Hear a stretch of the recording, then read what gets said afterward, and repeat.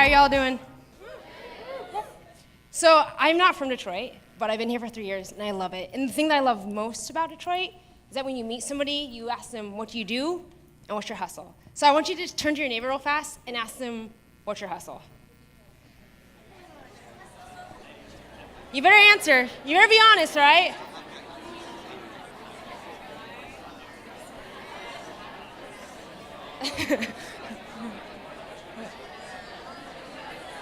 Alrighty, so going back to something that Emily said earlier.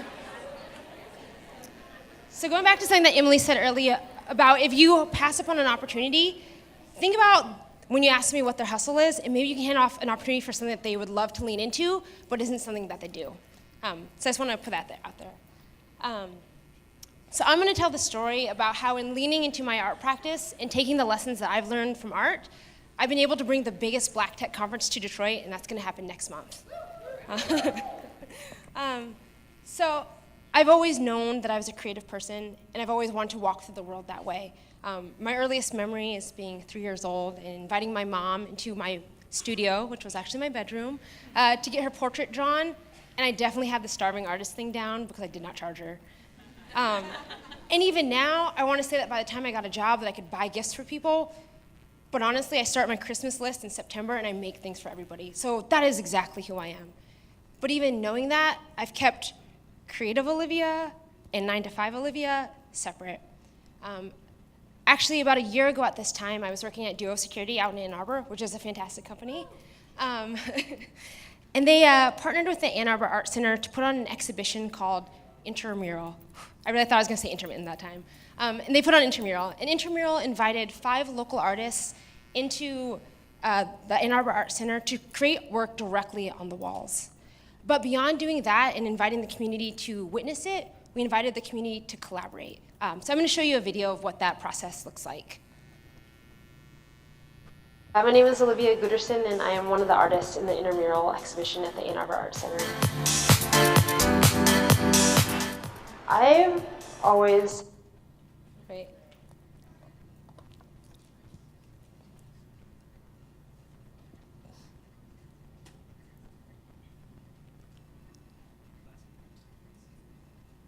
Well, I'll tell you a little bit more about it before we get it up. So the whole concept of Intramural was that it was going to be a process-based art installation, which means that it was going to be a true dialogue. So not only were the artists going to create something, the community was going to interact with it, and then it would be going back and forth through the course of the year, or for the course of the month. Let's see if this works.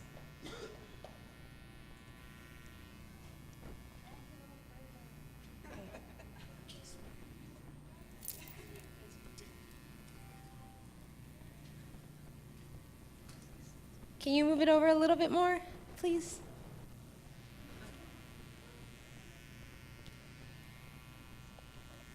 I had a passion for drawing things, but the style that I have now really developed in college. I had an office job, and it was really boring, and I had a lot of time, and so I'd start kind of doodling. Can we start it over and maybe move it over a little bit? I think a lot of floral patterns kind of show up in my work.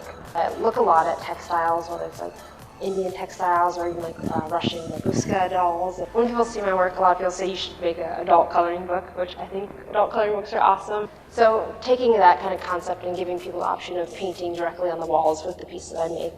I think as a visual artist, you don't really get to kind of have that sort of feedback or that kind of dialogue. And so to be able to draw something and have people paint and then add some more and have people paint will be a really fun collaboration.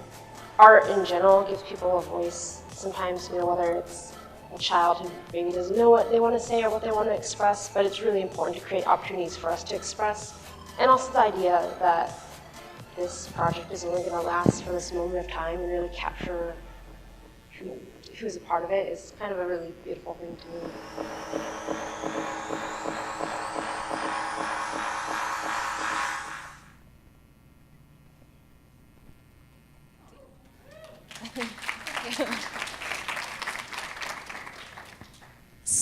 So that was an incredible experience, and I learned a lot from it. One of my favorite memories is actually there's these 2 little sisters, and they were coloring on the wall next to me. And then when they realized that I was coloring in black and white, and they were coloring in color, they were like, "Oh, you're the artist, you're the artist. I want to be an artist someday." And I was like, "Wait, didn't you just color on that?" And they're like, "Yeah." I was like, "You're an artist." And they're like, ran to their mom, like, Mom, we're artists. And I think that's truly when you are in space with your community and you're building together, you have the ability to let them see themselves how you see them or how they could see themselves, and you create these incredible opportunities in these moments. And it's through collaboration and working together. One of the things, too, about this project was that I wanted it to really reflect the community. And my aesthetic is black and white, but my community is not black and white. Life is not black and white. And so for it to be as vibrant as possible, it was to provide colors for people to fill in. And so it was cool to see how people wanted to color it in, and I realized that it was changing the way that I was adding onto it, because there were some shapes that people really liked, and then there were some colors that people really wanted to use. And so when I was adding more to it, I wanted to create those shapes, and I wanted to make sure that we were constantly stocked with those colors. In the same way, that is exactly how I approach my work in tech. It's called rapid prototyping.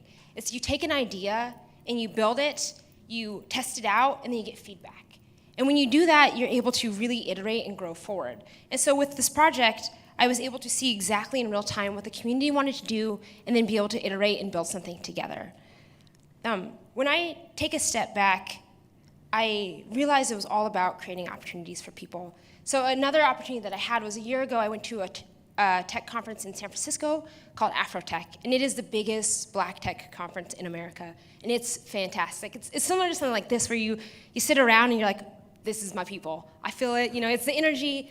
And I remember thinking, like, why does this not exist year-round? Like, where are these resources for my community to grow, build, scale, find mentors? And when I thought about it, I was like, this is Detroit. We have the resources, we have the access, we just haven't been working together yet.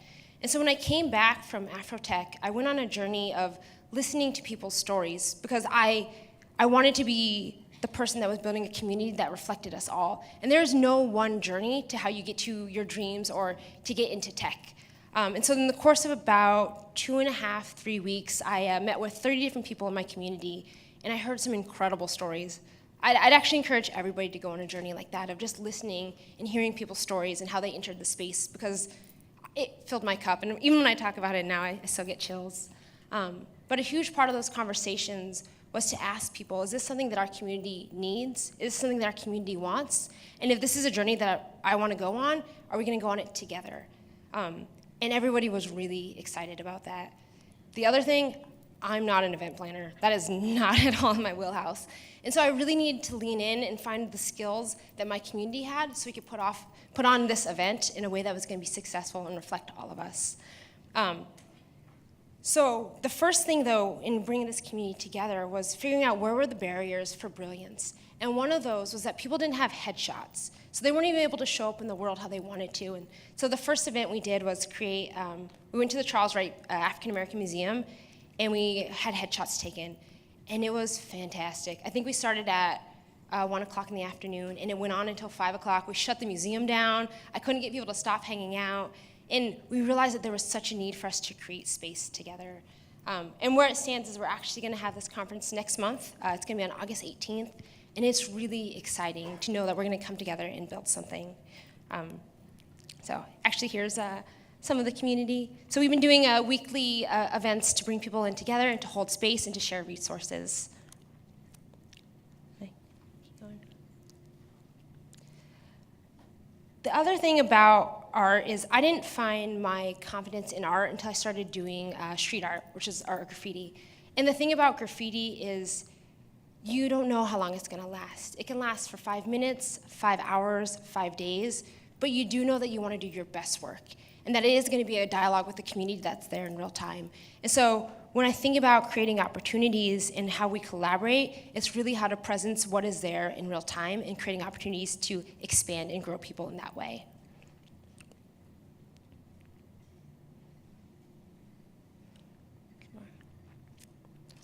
Here's these. The lessons that I learned about how to integrate and bring my art practice and my tech community building together was really about how to be in harmony with myself. And that if I could translate all of who I am into experience, I could create opportunities for people as well to find their flow. Here's one. some of the things that I want to leave you with to think about is how do you create opportunities for people to presence who they are, and that sometimes that harmony is completely different, but sometimes who they are in their 9 to 5 and sometimes who they are in their creative selves is actually the same thing and can translate into creativity and opportunity.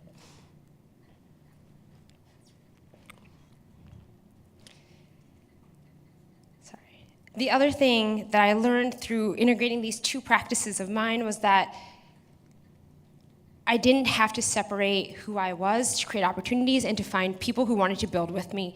And that in acknowledging where you are, maybe not, in acknowledging the spaces where you don't have experience is an opportunity to grow and build with your community as well. And perseverance. Perseverance is about sticking with your idea and seeing it all the way through. And so when I look at myself and I think about who I was as a child, that 4-year-old is probably going to get an opportunity to color on somebody's walls someday. So, is this going to work? Oh, there we go. Thank you.